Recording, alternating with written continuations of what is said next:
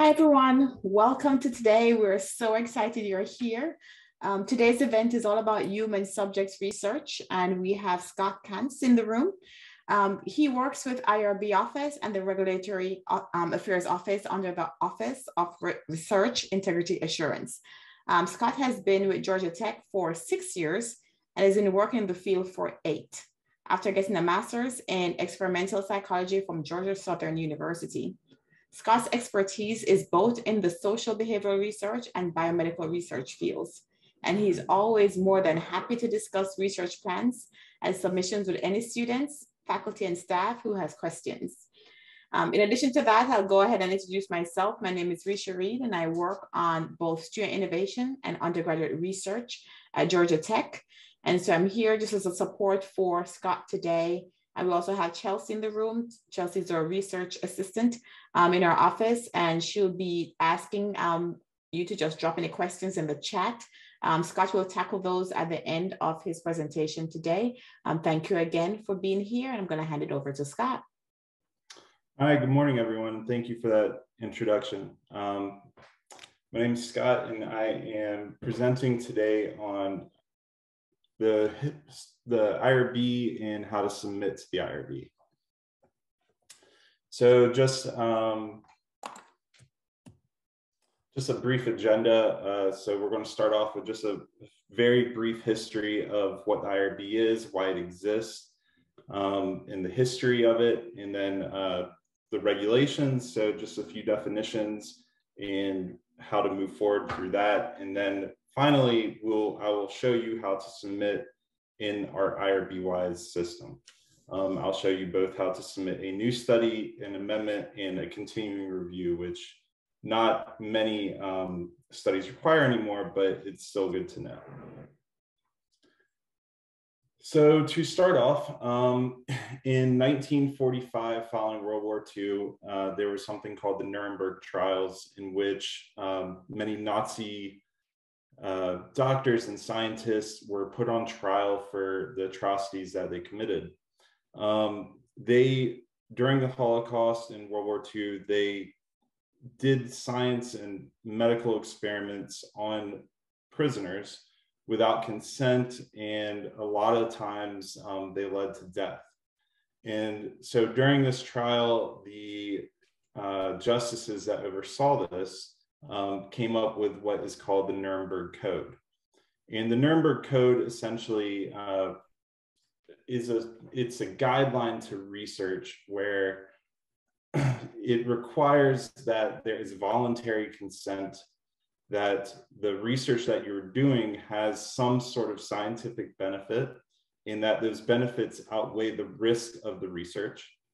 If you're doing medical research, that it is done in animal models first before being done in humans, in that you're not doing research to intentionally kill the participant. The Nuremberg Code also went in great detail about that the participants can withdraw from research at any time without any penalty, and that the researchers have to have some sort of qualification to show that they can actually conduct this type of research.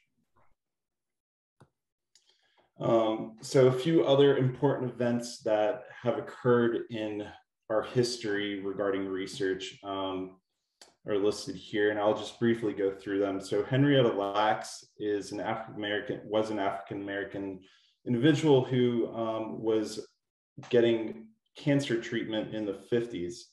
And her cancer cells were biopsied and cultured. And they became known as the HeLa cell, H-E-L-A.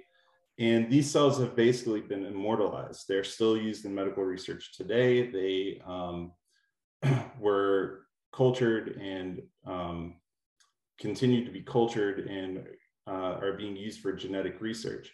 The problem is she didn't know that her cells would be used in this way and used essentially indefinitely. She did not consent to this, and her family wasn't even made aware of it for about 24 years after it had been done. There are still ethical concerns using the HeLa cell, but they are being used widely through medical research because there's been many lawsuits, and they've tried to figure out ways to move forward with this, but nothing has really stopped it at this time. The next thing would be the Tuskegee syphilis study. In the 1920s or 30s, actually, the US government, in connection with Tuskegee University in Alabama, decided to conduct a study on the residents in Tuskegee, where they would infect them with syphilis to see what the condition would do to an individual, what the disease would do to an individual. The problem was this was enrolling only lower economic status African Americans in Alabama, and they never told them that they were infected with syphilis. They told them that they were in a bad blood study, and they were dying, they were suffering. And even when a cure, penicillin, was invented and was found to cure syphilis, they did not give it to the patients. Over 100 participants died in this study, and this study eventually became public, and the government was put on notice, essentially, and same with Tuskegee University. So this study kind of goes to the fact that, one, you need to have the individuals know what is being done, and if you can cure an individual, you cannot withhold that cure.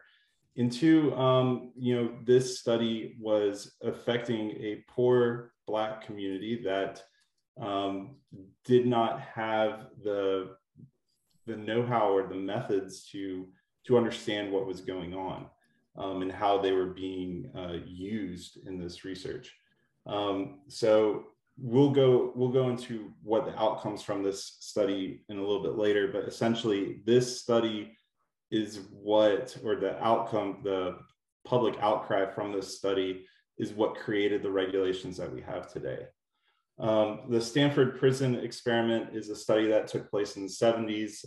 Essentially, an investigator wanted to see what would happen if participants were put in a role of authority and a role of being overseen by those said participants. So what happened was the participants were randomly assigned. Some were assigned to be a prison guard, and others were assigned to be prisoners. And what they saw was that the people who were assigned to be prison guards took the role very seriously and started beating and berating the prisoners. Mind you, they're all participants. The principal investigator saw all this going on in real time and did not stop the study. This was a big ethical concern because the study should have been halted during all of this, but he wanted to see what would happen.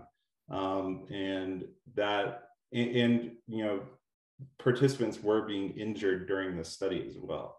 So this also had a large outcry, and has led to some of the regulations that we see today.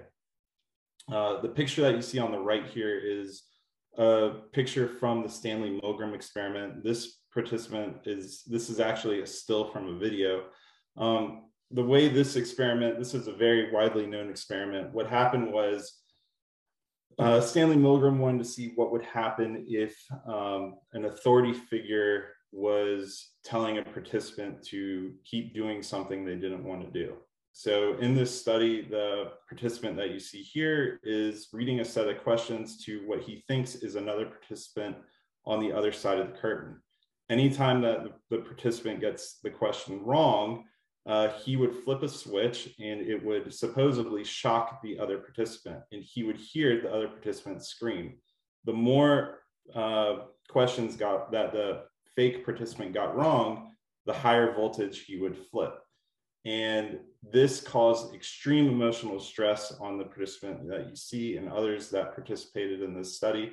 again, there was no one being shocked, but the emotional distress caused on this person and other participants like him was unfounded, and well, not unfounded, was inexcusable.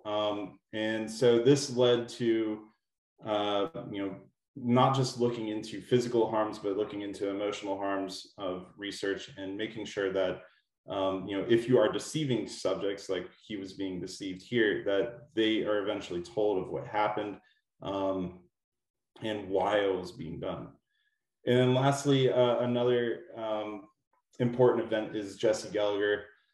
Jesse Gallagher, this happened in the 90s. He had a specific condition and was enrolled into a clinical trial as to fill in for someone who dropped out of a clinical trial. He did not meet the inclusion criteria. He should have been excluded from the study, but he was thrown into the study anyways. He did not fully consent to the study because he was not fully aware of what drugs were being used in the study and how they would react with his specific condition. And 4 days after he enrolled in the study, he unfortunately passed away. The FDA investigated this and found all of these issues that happened during the study and shut it down. And so this also just goes to show you that it's not just the Office of Human Research Protections that is looking into research, but the FDA also regulates research, and many other organizations also regulate research if it falls under their purview. So just to continue down this brief history, so the National Research Act was put through Congress after the Tuskegee syphilis study came to light. This act created the National Commission for Protection of Human Subjects Biomedical and Behavioral Research, and they created what is now called the Common Rule, which is the federal regulations that dictate how research is done, reviewed, and maintained throughout the United States. We still use the Common Rule today. It's been revised many times, but this is when research regulations were actually put into paper for the United States in 1974. In 1979, the same research commission created something called the Belmont Report. The Belmont Report is essentially an ethical guidelines of principles. There are 3 principles that came out from the Belmont Report. These are respect for persons, beneficence, and justice. Respect for persons is more about consent. So individual autonomy, it's about making sure that your participants know what they are enrolling in and are able to withdraw voluntarily. They're voluntarily joining the study, and they know exactly what will be done. Beneficence is maximizing the benefits over the risks. Again, the benefits of the study, whether it's to science or to the specific individual, needs to outweigh the risk and the harms that the study can possibly do to the participant. And justice is more about the equal distribution of the research costs. So think back to the Tuskegee study where they were only enrolling lower income African-American individuals that were in this small community. But the study had nothing to do with those individuals. It had to do with syphilis and not how it just reacted in African Americans. So it's about not targeting specific populations just because it's easy. Research needs to be broad. It needs to be distributed amongst all incomes, all races, all locations. And an interesting thing about justice is most college research, the participants are college students. So, we do hope that, that you could expand to other populations outside of Georgia Tech students. However, we do know the limitations, and most research around the country is on college students. When you write up when you publish your paper, you will end up having to write this limitation because it is a limitation to the research. Research needs to be broad and include individuals of all ages and races and locations. But sometimes it's hard to do that. But so what we as an IRB do is make sure that you are not targeting a specific population because it's easy for you, but and if you are targeting a specific population like Georgia Tech students, why are you doing it? What's the reasoning? And so again, do the benefits outweigh the risks? So now some definitions about the IRB regulations that can be found in the Common Rule, which I just discussed. So the IRB only reviews something called human subjects research. Those are two different terms. So to start off with research, as defined by the Common Rule, it is a systematic investigation, including research, development, testing, and evaluation designed to develop or contribute to generalizable knowledge. So this is if you are doing something specific to obtain generalizable knowledge.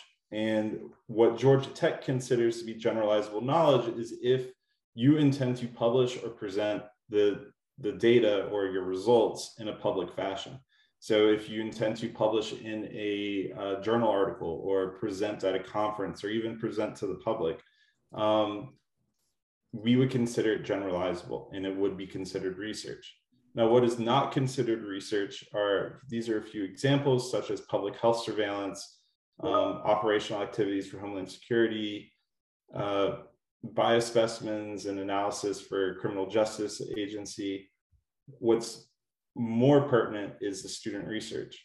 Class projects that are only for education purposes and will not be used in future efforts to generalize, such as publishing or presenting.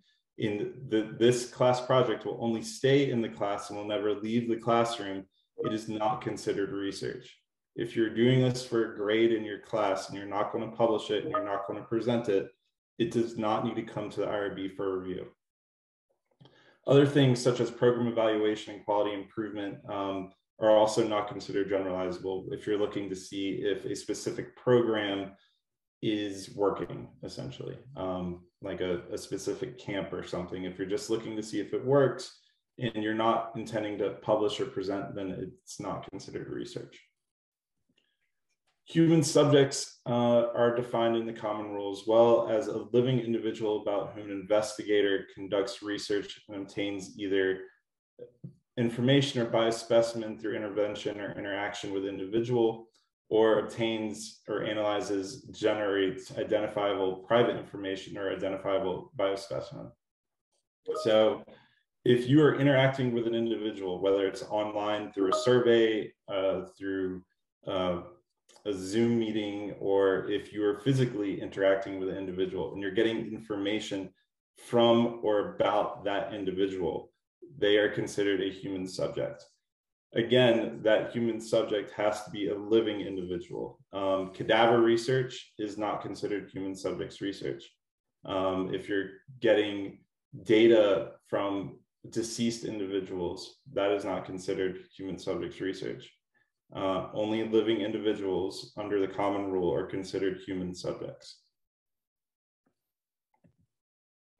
And lastly, the Institutional Review Board. So an IRB is a committee and it is dictated by the Common Rule. The Common Rule sets forth specific regulations that the IRB has to meet, such as there has to be a minimum of 5 members. There has to be representation from the community that the IRB is representing. There has to be both scientific and non-scientific members. And there has to be adequate expertise to review every study that comes before it. So for instance, if a study involves using transcranial magnetic stimulation and no one on the IRB knows what that is, then the IRB would get a consultant to come in and discuss what TMS is and how it's used and how it works. So the last part of the regulations are different categories of research. There are full board, expedited, and exempt research. So with full board, these are more than minimal risk studies. So studies that could actually harm the individual, and studies that are required to go to full board by other agencies such as the FDA. So any study that involves an investigational product like a medical device or a drug or a vaccine has to be reviewed at full board. Expedited, there's a list of categories for expedited research. Expedited research doesn't have to go in front of the full board. It could be reviewed by 1 or 2 members of the committee. And with expedited research, the changes to the common rule a few years ago no longer require continuing review unless the IRB deems it's necessary. So here at Georgia Tech, we mainly only require it for studies that have a conflict of interest.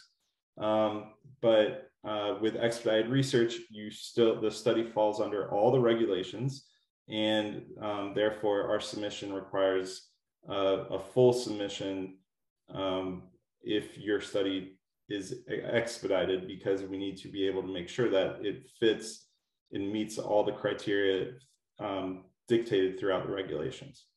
Exempt research also has categories, and this is also listed in the common rule.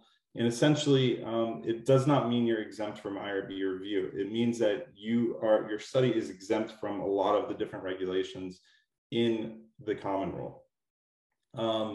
So what we require in our submission, and I'll go through this in a little bit, is a very slimmed down version of the submission to show us what you're doing, how you're doing it, and what you're doing with the data.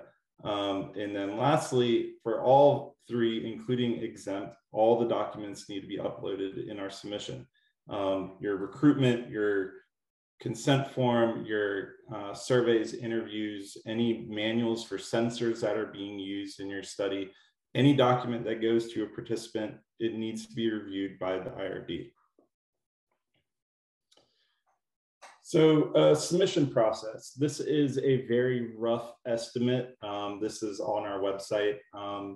Essentially, what happens is you submit to the IRB, and we typically take between 5 and 10 business days. Right now, this is looking more true because we have seen a massive influx of submissions, but typically it's less than 5 to 10 business days. We'll conduct someone in our office will conduct an initial review. And then if the study requires full board review, it will wait to go to the full board, who meets once a month. If it goes to expedited review, then it will stay in-house and be reviewed within our office. And that will take another essentially 2 to 5 business days, sometimes shorter. And if it's exempt review, it would also stay in our office and would be reviewed in-house 2 to 5 business days or sometimes shorter. If this initial submission is incomplete, we'll send it back to you and the clock starts again at 0. Once when we conduct our reviews, if changes are requested, it'll go back to you and the clock starts again at 0. If it's approved, we will approve it and notify the PI, and the system will be updated. So it's a cycle, and don't be discouraged if your study requires changes. Almost every study is not perfect. That's just the nature of research. And our goal is to help get your study to approval. It's not to delay it, it's to try to get your study into a place where it can be approved and meets all the federal regulations. So now I'm going to demonstrate how to submit in IRB WISE. I'm going to show you a new study, an amendment, and a continuing review. Unfortunately, our test system is down. So what I'm going to show you for the amendment and the continuing review is a presentation that is listed on our website, and I'll show you everything on our website as well. Unfortunately, I can't show you in real time how to submit an amendment and continuing review.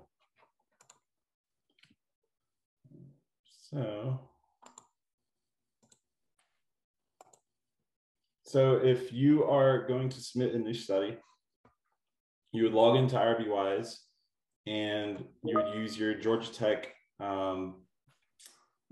user ID and password, and you would click here, task, and submit new protocol.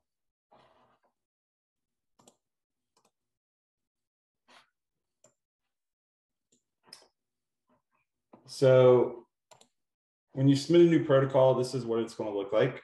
This is the edit screen of a new study. And this is an example study that I created a long time ago. Every submission, whether it's exempt, expedited, or full board, has to answer section 1, general information. In this section, you will provide the title of your study. You will add study personnel. The Georgia Tech IRB requires that only faculty and research faculty and faculty can be listed as PI and co-PI. So there are very few instances that students can be listed in the PI and co-PI roles.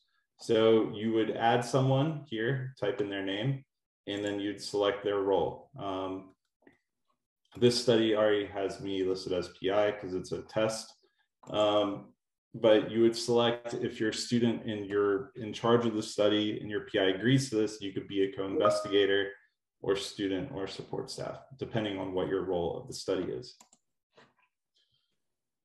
Under question C, you would provide a brief description of the study. This does not have to be extremely detailed. It just needs to be a brief description of what you're doing, how you're doing it, and why you're doing it.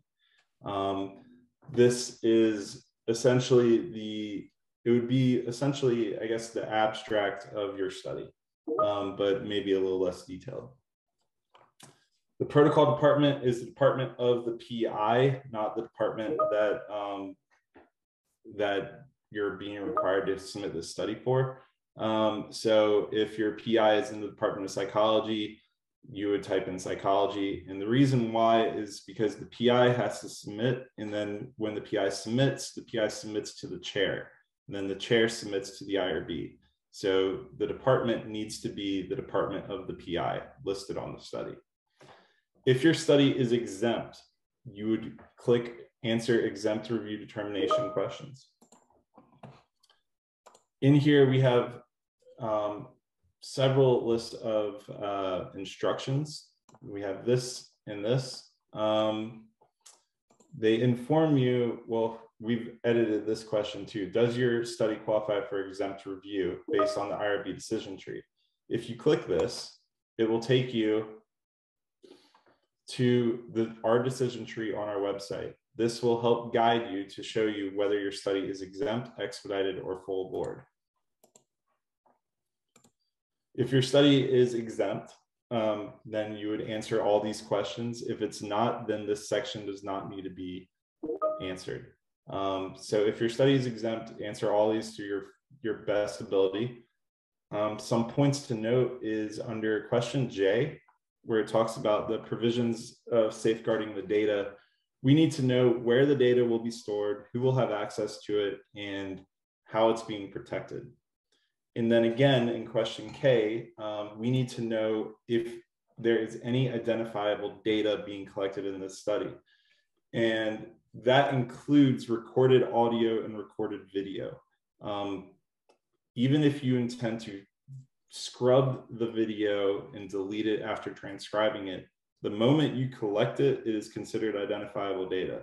So if you have identifiable data, it needs to be discussed here, because this affects what regulation we apply to the study. And then you just continue filling out the submission, ask about, are there any risks? How long do you plan to hold on to the data? Where is the study taking place? Is the study funded? And then you finish. If your study is exempt, when you finish this section, you click Save and Continue.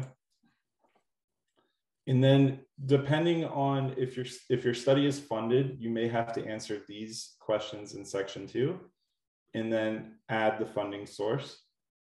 And then you skip the rest of this submission to the bottom where you answer the DoD section and you upload all the documents. This includes, again, your recruitment, your consent form, your survey, interview, sensor data, anything that is being used in the study needs to be uploaded. If your study is not exempt and it's expedited or full board, you would skip this exempt section and everything else needs to be completed if it applies. So section 2, always needs to be answered for expedited and full board studies. In section 2, question A, you need to provide a full description of what you're doing in this study and how you're doing it. What is the protocol? What will you be doing? What will the participants be doing? And how are you collecting this data from them? In question B, it's not a question of how long do you intend to conduct this study over the course of a year or 2 years, but more so, what is the time of participation required of the participant? So for this example, each session will consist of 20 trials, and each session will last 1 hour. Each subject will complete 1 session. So it's asking about what is the time requirement for the participant, not for your grant, but what is the time requirement for the participant? In question C, you are asked to provide information on how you're collecting the data from the participants. So are you using surveys? Are you using interviews? If you are, describe them. Are you collecting sensor data? What sensors are being used? Is it infrared? Is it, is it something that measures heart rate or heartbeat? Whatever you're using to collect data, it needs to be described in this section. In question D, you're asked to provide information about the benefits of the research. This is not just benefits to the participant, but this is also benefits of the research in general. So it is not common for the participants to benefit from a research study. However, there should be some scientific benefit to your study. So what is the scientific benefit of the study? Why are you doing this? What do you hope to learn from this? In the risk section, we need to know what all the risks to the subjects are. If you're collecting identifiable data that could harm them, and you're storing it even on Georgia Tech services, there is still a risk that there is a breach of confidentiality. Someone could hack the system and steal the data. If you're having people walk or run for an extended period of time, there's a risk of tripping and falling, of being dehydrated. We need to know what the risks are of the study and how you intend to mitigate against it, how you intend to prevent these risks or treat the risks once when they occur. This section also asks, what your statistical plan is for the research, how you intend to analyze the data. Not all research use statistics, we understand that, but if we need to know how you intend to analyze your data once when you're done collecting it. The start dates, the end dates, when you intend to start the study, when you intend to finish the study. If you have any literature to support your research, we would like to see it. And then these questions, the rest of them, I through M, really only apply if your study is funded or if it's a class project. You just need to, if not, then you can either leave them blank or put NA. Now, the last 2 questions of this section typically go unnoticed. The question N is about funding. If your study is not funded, you need to select not funded. If your study is funded, you need to select internal or external or pending. And then you click here and you add the funding source. You type in the PI's name and all their funding sources will be listed. If all studies, not all, expedited and full board studies again, you always need to add where the study is taking place. If it's taking place on campus, then the location can be found in the dropdown. If the study is taking place somewhere else, then you can manually add it. If it's an online study, such as being done on Qualtrics or on Zoom or whatever, you could just put online, and that would be perfect. So now section 3. Section 3 contains many minor sections that need to be completed. They all don't need to be completed, only the ones that pertain to your research. Again, this is for expedited and full board studies. If your study involves interacting with human subjects, whether online or in person, you would select yes. If you're only collecting data, you're only accessing data that's already been collected, then you would click no. When you click yes, you are brought up this pop-up screen where you put in the maximum amount of participants you wish to enroll. If you're doing both genders or well, that needs to be updated. If you're doing males and females or just one or the other, and then any specific populations where certain regulations may apply, you need to select. If your study will take place in the EU or not. Are you excluding participants who are in the EU, or are you including participants in the EU if your study is online? Then you need to provide the inclusion, the exclusion, and how you're going to prevent coercion if there's possibility of it. What are the age range of the participants that you plan to enroll? And then how do you intend to recruit the participants? Are you recruiting through a recruitment pool that already exists at Georgia Tech, such as SONA? Are you compensating the participants in any way? Are you giving them class credit or SONA credit or monetary compensation? If you're giving them any type of class credit or extra credit, you not only need to say how much credit you're giving them, but you need to describe what the alternative method of obtaining that credit is. Because if you only give this credit through research, then it's automatically coercive and it's not allowed. If you are planning on giving class credit or extra credit, there needs to be an alternative method for the students to receive the same credit without participating in the research. SONA does that by, you could obtain SONA credits by doing lit reviews and writing papers as well. The second section is for consent. All expedited and full board needs to answer this. In the first part of this, you would select what type of consent you're doing, whether it's written or if there's a waiver, like waiver of documentation or waiver of consent. Waiver of consent is really only approved for studies where it is impossible to get consent from the individual, such as a data analysis study, where the data has already been collected and you're getting access to it. If you're doing an online study and participants are just checking a box yes or no that they consent to the study, that would be considered a waiver of documentation.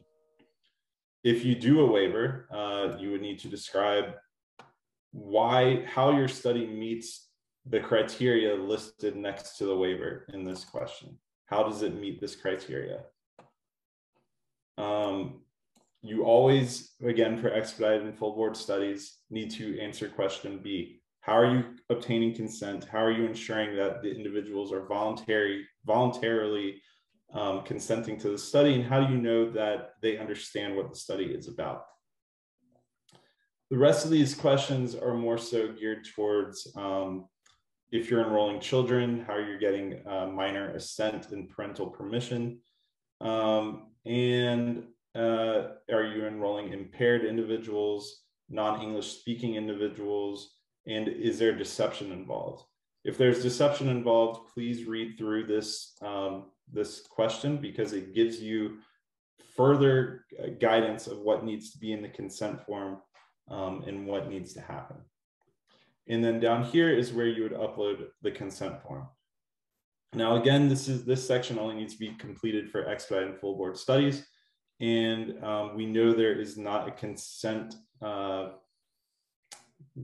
qualifier in the upload documents section for exempt studies. So you can upload your consent form in here if your study is exempt, or you could upload it as an other document in the later section that I'll show in a second. So the rest of these sections, question C, HIPAA, this only really pertains to studies that involve medical data that is coming from a covered entity, which would be a hospital or a doctor's office or stamps. If you're getting self-reported medical information from a participant, it is not covered by HIPAA, and this section does not need to be answered. Clinical trial. If your study meets the definition of a clinical trial, then you would need to answer this section. We have very few clinical trials here at Georgia Tech, and when we do, my other part of my job requires me to go in and register them and get more information from you. So most likely you won't be answering this, and if you think you will, please contact me and I'll work with you.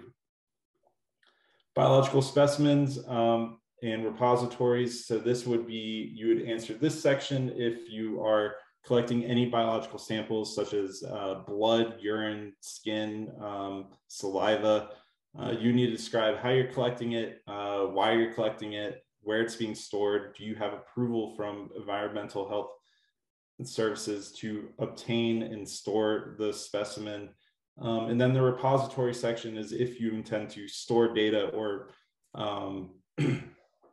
specimen for a period of time where people can request to either add to it or take data from it and use for their own unspecified research. Data management, all expedited and full board studies need to answer this section. Data management goes through just a few questions about how the research questions are being answered by what you're collecting, how you're safeguarding the information, where you're storing it, who will access it, how will you dispose of the data, and when will you dispose of it. Please note that this last section holds true for all expedited and full board studies. Study records, so that would be consent forms, other records of the study, need to be maintained for a minimum of 3 years following the completion of the study, not when you start the study, but when you ended the study. After data management, there's a few more sections that may or may not apply. Multi-site studies is referring to studies where Georgia Tech is conducting a study and let's say Emory is conducting the same study. If we're conducting the same study in joint with Emory, then multi-site would be answered. Studies taking place in international locations, if you're conducting your study in India or China, or if you're doing it in person in one of those, in any country outside the US, it needs to be described here. And you need to provide justification why and how it meets the local norms, and if there's ethics review from that country or local entity. If your study involves a medical device or a drug or a biologic that is defined by the FDA, you would need to fill out this section. This section is very complex and I could spend a whole hour just talking about it. So if your study does involve any investigational medical products, please contact me. I will work with you through it. There are a lot of FDA regulations that go into it and are specific to very specific devices and drugs, and it changes between the devices and drugs. So if you have any medical device questions or medical study questions, please contact me and I'll help you. Studies involving prisoners, again, if it doesn't apply, you don't need to answer it. We have very few studies that do this, but if they do, this section needs to be completed. All research, exempt, expedited, and full board needs to answer this question. Does your study involve Department of Defense? The reason why is because the Department of Defense has their own regulations that need to also be met. So we need to know if the Department of Defense is involved or not. Are you targeting active duty military or not to be in your research? Is any DoD agency funding the research? Anything like that we need to know. And then lastly, part of this section is radiation and nanotechnology, as if your study involves any of this, another committee may have to review. Keywords is not required.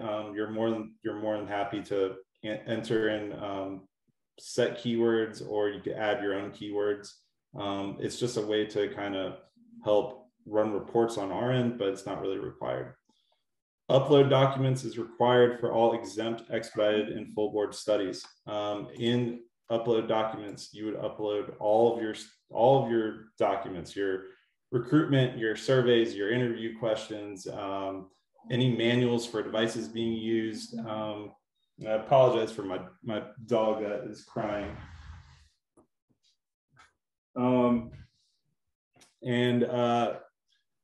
If your study is exempt, you're more than welcome to upload your consent form here, as you don't have to answer the consent section. If you do so, just list it as other document, as none of these really apply. Once when you're done with this, you click Save and Continue Application. And what it does is it brings up the submission in the format that we see it. So it gives you a chance to review all the information that you've provided us. If any changes are needed at the bottom, you could go back and edit. And then the last section that shows up here is conflict of interest. This does not show up on the previous slide. This shows up here. All 4 of these questions need to be answered. Is there any financial conflict of interest in this study between you and your PI? If yes, please describe and provide the COI management plan. If you don't have one, please describe that it's in process. Once when you're done, you click Save and Continue. Then you attest that everything is good. And if you are a student, you need to send it to the principal investigator. If you are a principal investigator, then you send it to your chair. Right now, this shows me logged in as the PI, so I don't have the option to send it to a PI, but only principal investigators and co-PIs can submit to the chair. And only, again, faculty and research faculty can be listed as PI and co-PI. And then the chair submits directly to the IRB. So once when we get the study, we'll review it. If everything is good, then we will approve it. If not, then we'll send it back to you for further revisions. So once when your study is approved, if you have any changes that are needed to be made to the study, you would need to submit an amendment. So on our website, we have some guidance for how to submit an amendment. So you would go to your login screen, you would go to My Protocols, find the study you want to amend, request amendment. And then if you're doing a personnel only, you would select personnel only. If you're doing personnel or other changes, you'd select personnel and or other changes. In personnel and other changes, the first question of the submission needs to be always answered. And this question needs to describe what you are requesting to change. What is being changed in the study? What exactly is being changed? If you're changing the study personnel, you could do it again here. If you are changing the sites, you could do it here. If you're increasing enrollment, you change the number that's listed here. If you're changing the consent procedure from written to a waiver of documentation, you do it here. If you are adding or changing the current consent form, you would describe what you're changing in the consent form and then change the actual document by clicking here.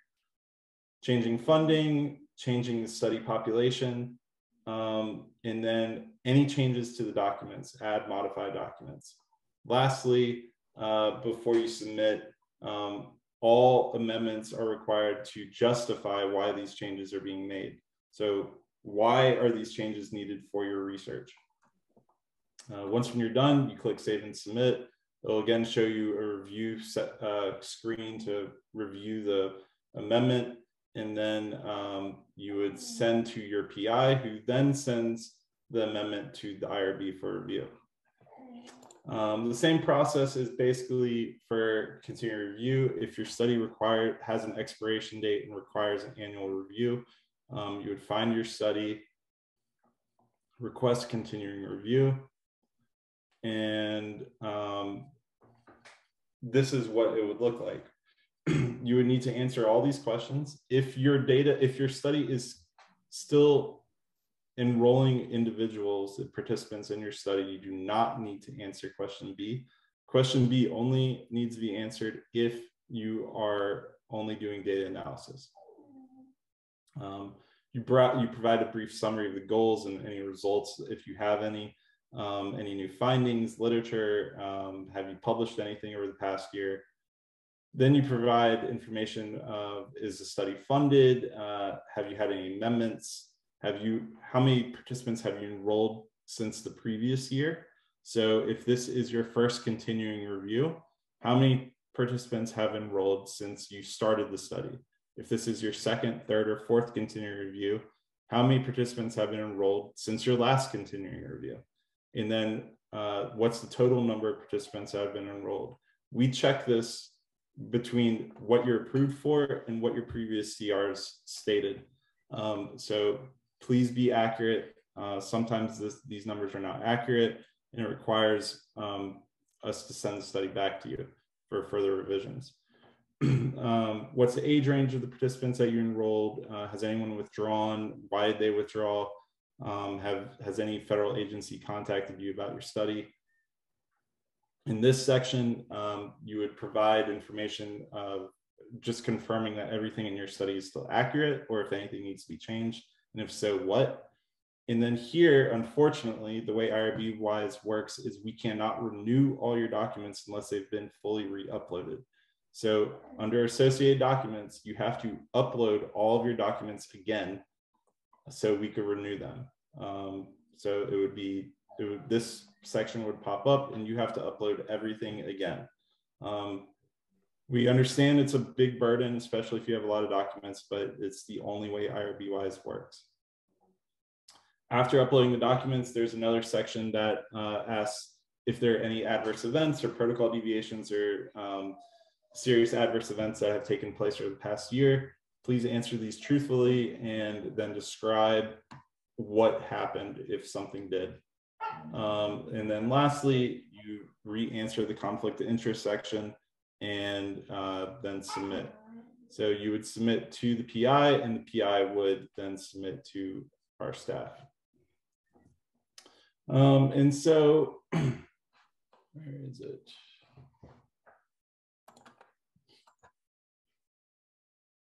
So our IRB webpage has a lot of resources and it is a very, very detailed webpage. On our main website, we have a list of frequently visited pages, such as the important IRB news, submission decision tree, examples like what I just showed you from the amendment and continuing review, all of our forms and templates. So we have a template for every type of consent form that is needed, and all sorts of other documents that may apply, like EU GDPR documents, or let's say you need to request student data from the registrar's office. We have a request form for that. Then information about required training, if you're deferring your IRB approval to another IRB or vice versa, and if your study is considered a clinical trial. The clinical trial page is part of the Regulatory Affairs Office, and it gives a description of what clinical trials are, what are the definitions, and then how to register them.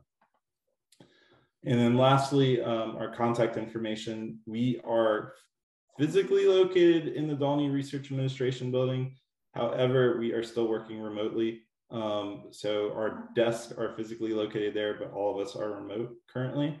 These are our email addresses on our website, which I'll show very briefly. We also have our phone numbers listed. And these slides have been made available as well. And so this is our website. You go to araya.gautech.edu/IRB. And this is where it'll take you. This is our main landing page. And these are the same pages that I just discussed. If you click on submitting a protocol, it opens all of them. And plus more. And so we have all kinds of things on here, such as all the different examples for every type of submission you could possibly submit to us. All the templates that we have, consent, EU GDPR, if your study is taking place at the CABI, phlebotomy research, and then all these miscellaneous forms and waivers and guidance. And then further information about exempt review studies. This is a very detailed explanation of what needs to be done. And there's other things on here as well, such as required training. This describes what type of training is needed. Again, RCR training, all of you may have that, but that is not required for the IRB. IRB requires different city training, and this goes into detail of what type of city training is required for your specific research. I know it's 12 o'clock. It was a lot of information to get through. I'm sorry. Do we have time for questions or? We have 2 questions in the chat, so I'm gonna bat it over to Chelsea and then we can close out. Chelsea. Okay, the first question was, is section 3 not required for exempt study? Section 3. Just 1 second. Trying to see what section 3 was. So no, for exempt studies, section 3 is not required. We see that a lot where, and section 2 is also not required unless you're getting funding. So we see it a lot that exempt studies are being submitted with all this information being provided. However, our instructions do not require it because your study is exempt. So only the exempt, only section 1, including the exempt review determination section, the funding part of section 2, and then sections 4 and 6 need to be completed. And then the second question is, they're kind of 3 individual ones, but I think they all tie in. Can there be a study with no risks at all? For instance, if the study takes only data related to the experiment with no physical risks and no other data that identifies a person, can that be considered no risk? And how to deal with a case like this in the risk section of the IRB form? Well, so that's kind of a difficult question. If you're only getting data related to an experiment and you're it's very case by case. It's hard if your study has no risk whatsoever. So you're asking someone to answer a survey and you're not getting identifiable information about that individual, and the information that they're providing in the survey could not cause any stress or harm to the individual, so that it's not making them think back of past memories that could be concerning to them. What you would do in the risk in both the consent form and in the submission is you would state that this study has, the risks are no more than experienced in daily life. And that's how you address it, that the risks are no more than what is experienced in daily life.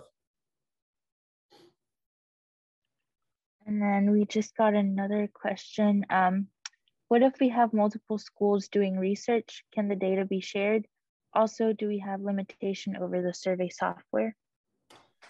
So I'm not entirely sure what you mean by multiple schools doing research. If you're talking about like if you're doing research and Emory or Georgia State is doing the same study and you're asking to share the data between the 2 institutions, if the data is fully de-identified, then you could share the data. If the data is identifiable, then certain agreements need to be in place between the 2 universities to share the data. That turns into more of a legal question than an IRB question. As for the limitation over survey software, unfortunately, that is also something that we see that is not an IRB thing, that is an OIT thing. And so, yes, you cannot use SurveyMonkey, you cannot use Google Forms, you can use Qualtrics, and that is it. You can only use Qualtrics for surveys here at Georgia Tech. Research data is considered secure data. People get confused about Qualtrics and Amazon Mechanical Turk and Prolific. Amazon Mechanical Turk and Prolific are not survey software. We view them as recruitment tools, and the survey is powered by Qualtrics. If you do not use Qualtrics, then that requires approval from Office of Information Technology, because it is research data that you are collecting and will be stored on whatever survey software. This also pertains to video conferencing. Right now, Georgia Tech only allows BlueJeans and Teams. Zoom is not approved. Zoom will be approved soon, but it's not currently approved for really any purposes. If you end up using a video conference tool that is not approved by Office of Information Technology, then what we do is we inform you that you have to accept the risk of using something that has not been vetted and approved by OIT. Thanks, Scott. Actually, that was my question. This is Maysam Nizafadi from BME. I'm a faculty in BME. Actually, the first question, actually, you hit it in the target. Yeah, if the research is between Emory, Georgia State, MIT, and Georgia Tech, and you just, you answered that question. But for Qualtrics part, so if they use SurveyMonkey, can we use the same survey in Qualtrics and then de-identify the data and share the identified data for a statistical analysis? Yeah, if the data is de-identified, you can share it. But the problem with SurveyMonkey is Georgia Tech does not allow the use of SurveyMonkey. Yeah. So practically, we just use the questions in Qualtrics and just use exactly. Yeah. Thank you so much. We have one more question in the chat, but we realize that we're out of time. And so we just want to thank everyone for being here. We're going to ask Scott to answer the question, but we just want to allow everyone the opportunity if they want to step away because they have class or something else or another meeting, they can go to that. And then I'm going to hand it back to Scott and Chelsea to answer the last question. So the last question is, how does someone take consent in ethnography study? Sorry, I don't know if I'm saying that right. We are talking to so many people in a natural setting. Consent is very difficult. Yeah, so these types of studies are typically difficult to obtain consent.